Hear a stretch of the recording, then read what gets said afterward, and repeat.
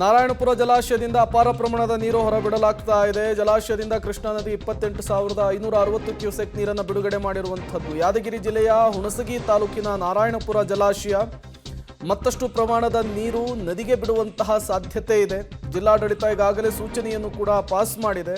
ನದಿ ತೀರಕ್ಕೆ ಜನ ಜಾನುವಾರು ತೆರಳದಂತೆ ಸೂಚನೆಯನ್ನು ಹೊರಡಿಸಿರುವಂಥದ್ದು. ನೀವು ಕೂಡ ವಿಜುವಲ್ಸ್ ಅನ್ನು ಗಮನಿಸ್ತಾ ಇದ್ದೀರಿ.